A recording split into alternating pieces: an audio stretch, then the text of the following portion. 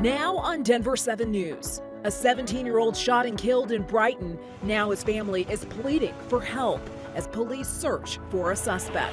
The tight job market has companies trying all kinds of things to attract and retain workers. The immigration benefits being added for the first time. And how more old motels could be getting new life as a solution to the growing number of people who are homeless across the country. Plus, shocking surveillance video is leaked of the Texas school shooting. See what police were doing for more than an hour while the attack was going on.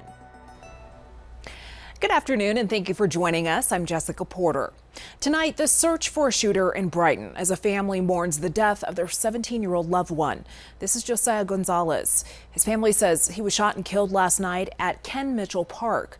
Police say witnesses heard an argument shortly after 9 p.m. before hearing several gunshots.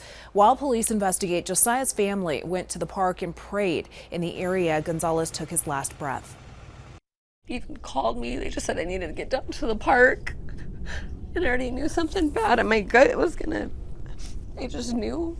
He just started a job. He did good in school. He would help anybody that needed help. And if someone needed a shirt off his back, he would give it to them. Coming up on Denver 7 News at 5, a look at the threatening messages he received right before the shooting. Now to the investigation into the mass shooting at Robb Elementary School in Uvalde, Texas. The surveillance video from inside the school that day has been leaked. It was obtained by the ABC affiliate station in Austin, which says they released it to help provide transparency. The video is disturbing to watch, so we are only showing edited portions. ABC's Rena Roy has more. For the first time, we're getting a look at surveillance footage from inside Robb Elementary School the day 19 children and 2 teachers were killed. In the newly broadcast security video released by KVUE, you see the gunman crash his truck outside the school. He gets out, firing multiple rounds at 2 people, then directly at the building. The people inside desperately calling 911. Moments later, you see the gunman in the hallway before he starts opening fire. This young boy peers around the corner before running off as shots are fired. 3 minutes later at 11:36 a.m., officers in the same hallway. Bullets from the shooter's rifle grazing 2 officers who retreat. At 11:52, more officers with rifles, ballistic shields, helmets, and bulletproof vests arrive, guns drawn, but they do not confront the suspect. By 12:03 p.m., more than a dozen law enforcement officers were inside the school from local, state, and federal agencies.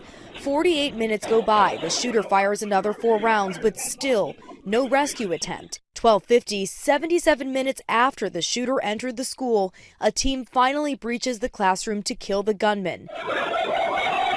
4th grade teacher Arnulfo Reyes, who was shot but survived, says the video is tough to watch. Knowing that I was just a few feet away even makes me more angry that they waited. KVUE says they released the footage Tuesday to provide transparency to the community, but many are upset the video was shown before the families got a chance to see it. These families were blindsided and it shouldn't have been done this way. We're the parents that lost our children.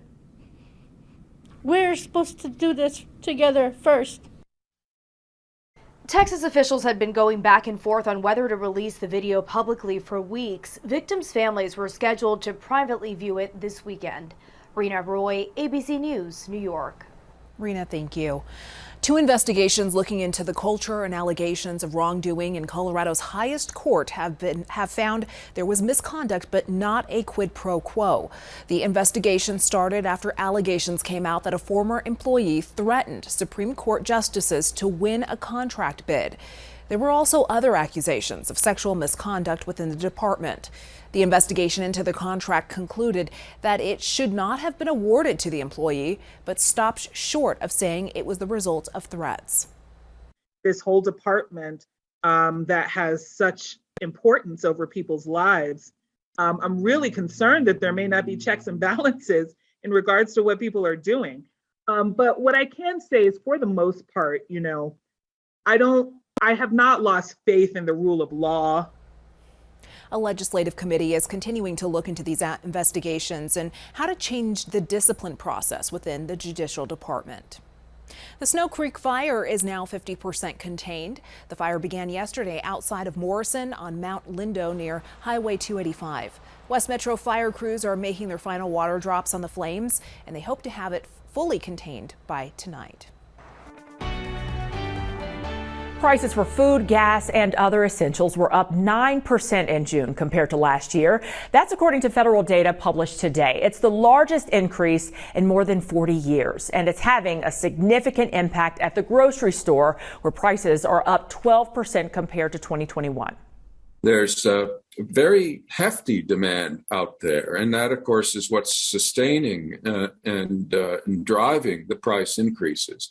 Those industries that are raising prices are counting on the fact that the purchasing power is out there and is coming their way. Otherwise, they won't do it. This affects everything. Bread prices are up 10% and chicken is up 18%. Milk, juice, and coffee prices have all gone up double digits in the last year. Experts say part of the problem ties back to gas prices.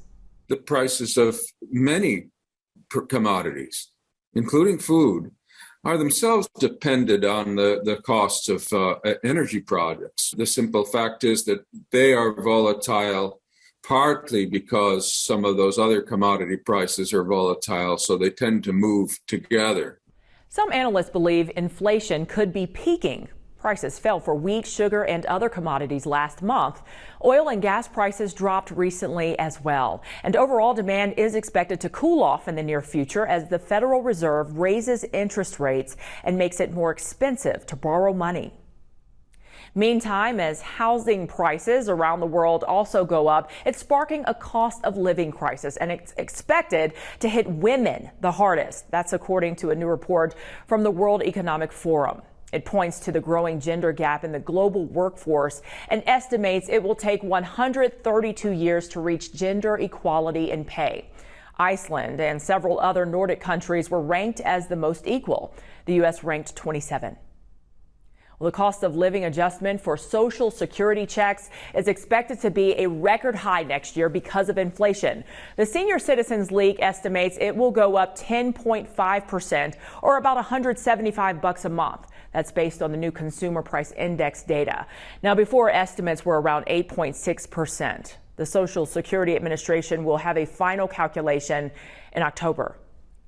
Telehealth is working to bring specialty care to new areas.